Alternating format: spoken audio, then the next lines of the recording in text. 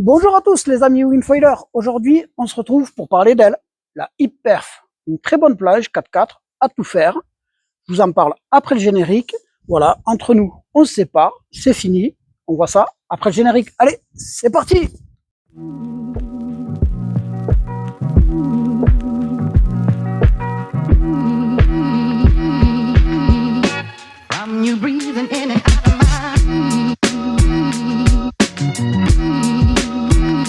Allez, c'est parti.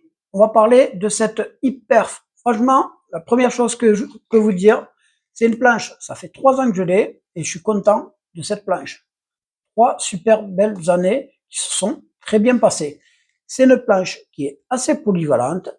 Elle n'est pas ultra performante, mais tout ce qu'elle le fait, elle le fait bien. Donc, si tu es débutant, tu peux y aller tranquille dessus.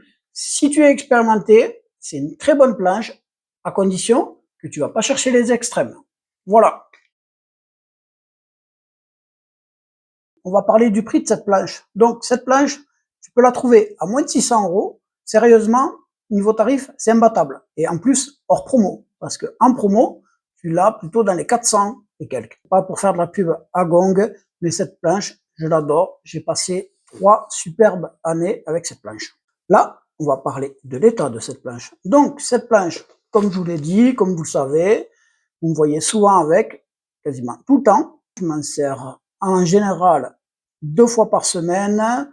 Je navigue l'été comme l'hiver et je m'en sers beaucoup. Elle a beaucoup servi. Et donc, niveau usure, il y a de l'usure, mais franchement, c'est acceptable pour une planche de 3 ans. J'aurais jamais pensé qu'elle tienne 3 ans, cette planche. Allez, c'est parti, on fait le tour de cette planche. Pendant que je fais le tour, je vais te filer des infos et je vais m'arrêter sur les points importants de cette planche. Allez, en image.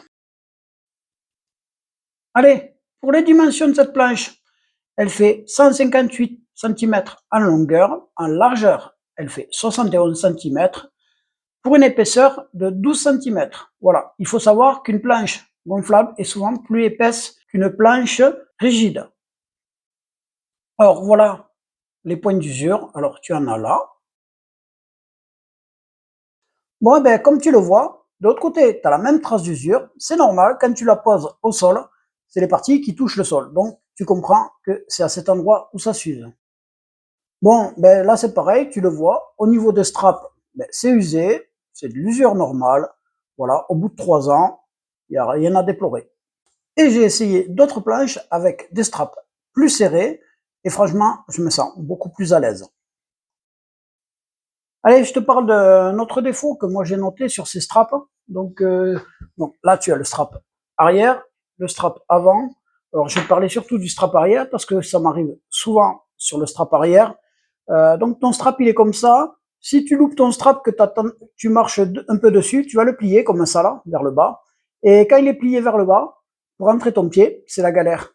Et je sais qu'il y a d'autres marques où les straps sont mieux faits et certains mettent d'autres marques de straps où ils remontent automatiquement. Donc, si tu chies ton pied, tu peux recommencer pour le rentrer dedans sans problème. Que cela, franchement, je les trouve très moyens. Voilà.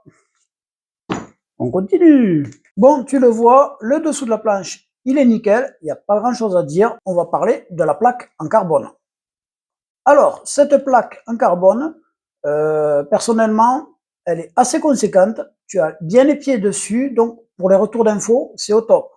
En sachant que ces modèles de planches, tu peux les monter jusqu'à 20 PSI sans problème. Bon, allez, c'est parti. On se rapproche un peu plus près de cette plaque en carbone. Donc, tu le vois, ça commence à s'effacer, mais on arrive encore à lire. Alors, les traits qu'il y a dessus, c'est moi qui les ai marqués pour me faire mes propres repères quand je change de foil, tout simplement. Et franchement, c'est un petit conseil que je te donne aussi si tu as plusieurs foils. Allez, là, je vais te parler un peu des inserts. Donc là, tu le vois, sur cette planche, tu es obligé de laisser de vis. Donc quand tu montes ton mât, tu les défais, tu les enlèves. Sur les versions d'après, ils ont fait ça. Et franchement, c'est le top, ça. C'est maintenu. Tu l'enquilles, tu glisses, tu te mets à ta position, tu serres et ça bouge plus. Ça, franchement, c'est une belle évolution. Que dire de plus sur cette planche? Alors, si tu es réellement débutant, que tu veux pas trop misérer, prends une 135 litres si tu fais dans mes poids, donc dans les 80 kilos. Personnellement, je te conseille la 135 litres, elle sera réellement plus facile pour apprendre. Moins évolutive, ça c'est sûr. Alors personnellement, c'est clair, c'est une planche que je te recommande. Donc là, je te montre bien sûr la deuxième génération, tu as les nouvelles générations. Je peux te dire que là, la deuxième génération, elle fonctionne super bien. Les suivantes, que en positif, l'évolution. Moi, j'ai changé de modèle, donc on verra plus tard le modèle que j'ai.